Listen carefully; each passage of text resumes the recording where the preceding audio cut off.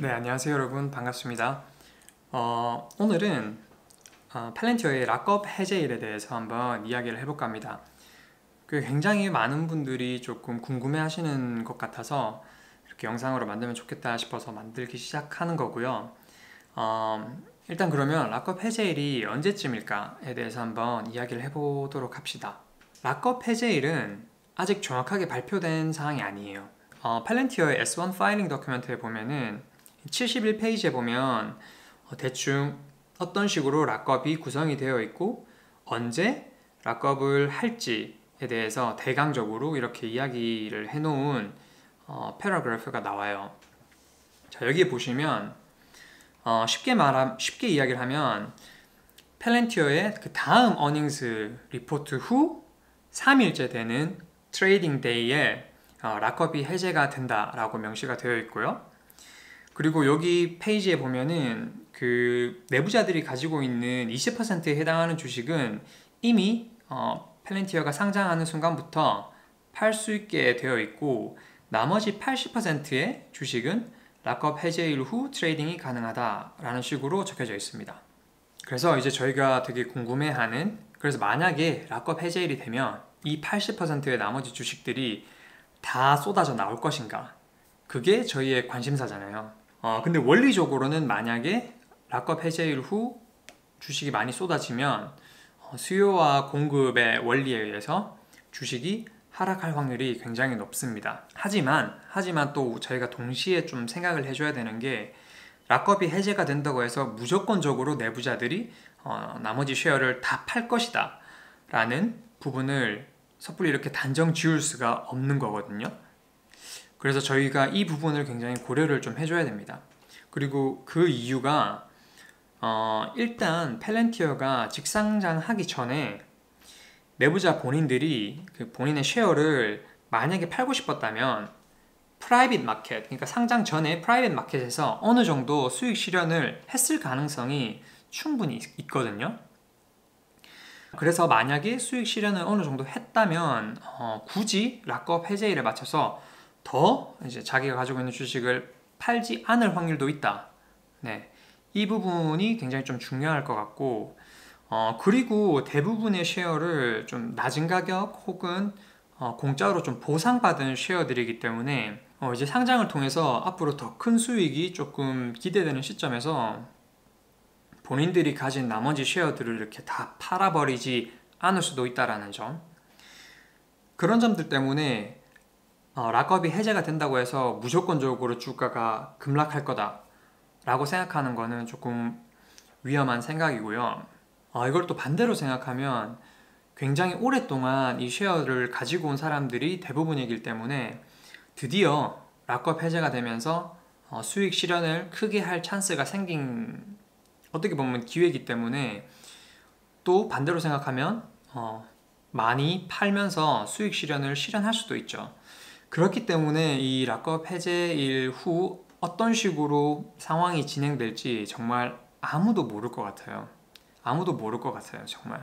다만 저희가 조금 눈여겨봐야 할 부분은 락업 해제 기간과 조금 상관없는 투자자들 혹은 기관들, 이분들이 만약에 락업 해제 전에 좀 팔아치우기 시작한다, 그러면 저희가 좀 어느 정도 예상을 할 수 있겠죠.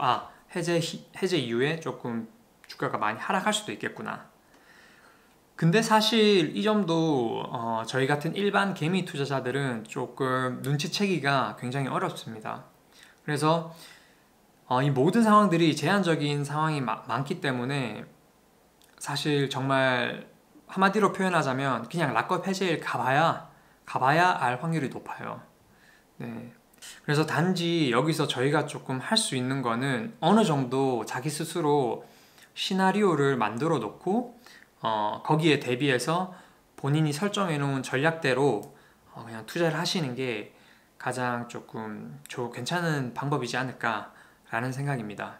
그래서 저는 개인적으로 어떤 식으로 할 거냐면 정말 거창한 거 하나도 없고요. 일단 저는 팔렌티어를 개인적으로 좀 굉장히 롱텀으로 보고 투자를 하는 종목이기 때문에 너무 좀 락업 해제일에 신경을 쓰지 않으려고 생각하고 있습니다. 뭐 일단 개인적으로 저는 락업 해제 이후에 한 10% 플러스 마이너스 한 3%씩 빠지지 않을까라는 생각을 좀 하고 있는데, 그 이유도 너무 단순해요. 왜냐면 제가 만약에 펠렌티어 임원이라면 그래도 한 10%는 팔고 수익 실현을 하지 않을까라는 생각에서 그냥 저도 역시 한 10% 정도 빠지지 않을까, 락업 해제 이후에 라는 생각을 하는 거지. 저도 실제로 얼마나 빠질지, 아니면 그게 진짜 구체적으로 언제 빠지기 시작할지 전혀 답을 들을 수 없기 때문에 그냥 마음 편하게 먹고, 만약에 주가가 빠지기 시작한다 그러면 빠지는 대로 조금씩 분할로 담고, 만약에 변동성이 많이 없다 그러면 저는 많이 없는 대로 조금 담을 생각입니다. 네. 빠지지 않는다라는 건, 주가가 빠지지 않는다라는 건 조금 업사이드가 생길 확률이 내부자 내에서 조금 있지 않을까라는 판단하에 안 판 거잖아요. 그래서 저는 조금 더 담을 생각입니다. 그래서 결과적으로 뭐 떨어지면 떨어진 대로 담고, 안 떨어지면 안 떨어진 대로 조금 담을 생각입니다. 네. 다만 락업 해제일 기간이 가까워지면서 어느 정도 캐시 포지션을 조금 가지고 가야겠죠. 그래야 시나리오 1, 2 모든 상황에 대처를 할 수 있으니까요. 그리고 제 생각과는 전혀 반대로 어쩌면 지금 현재 이 영상을 녹화하는 이 시점의 주가가 제일 싼 주가일 수도 있어요. 제가 왜 이런 이야기를 드리냐면, 그 펠렌티어의 여러 가지 이벤트들이 조금 락업 해제일 전에 좀 잡혀있는 모습이 보이거든요. 특히 1월 26일 그 데모데이는 일부러 조금 주가 상승을 위해서 좀 긍정적인 에너지를 넣으려고 락업 해제일 근처에다 일정을 잡았는지 의심스러울 정도로 되게 가까운 느낌이에요. 뭐 어쨌든 일단 1월 7일에 알렉스 카프 형님이 그 코로나 관련 이슈에 대해서 펠렌티어가 어떤 식으로 일을 하고 있는지, 그거를 워싱턴 포스트랑 같이 좀 인터뷰를 진행하기로 했고, 그리고 1월 26일에 데모데이에서 쇼케이스를 하죠. 이 부분이 굉장히 좀 터닝 포인트가 될 것 같긴 한데, 어쨌거나 굉장히 빅 이벤트가 또 1월 26일에 잡혀져 있고, 그리고 뭐 언제일지는 모르겠으나 1월이나 아니면 2월쯤에 발표될 마지막 어닝스 리포트, 이 세 가지가 만약에 좀 긍정적인 신호를 보내준다면 주가가 또 좀 많이 올라갈 확률도 있다, 락업 해제일 전에. 그래서 만약에 그렇게 많이 올라간 상황에서 락업 해제가 되고 주가가 10% 뭐 15% 빠지게 되어도 지금 오늘 이 현재 주가보다는 비쌀 확률도 없지 않아 있다라는 거죠. 그래서 이 모든 걸 종합해서 보면은 정말 어떻게 될지 아무도 모를 것 같습니다. 네.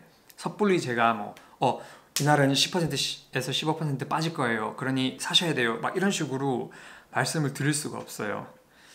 왜냐면 저도 어떻게 될지 모르기 때문에 개인적으로 모르는 건 또 모른다고 말씀을 드리는 게 여러분한테 좋다고 생각하기 때문에 정말 시원한 답변을 못 해드려서 죄송스럽긴 하지만, 네, 이거는 저희가 그날 가봐야 알 것 같습니다.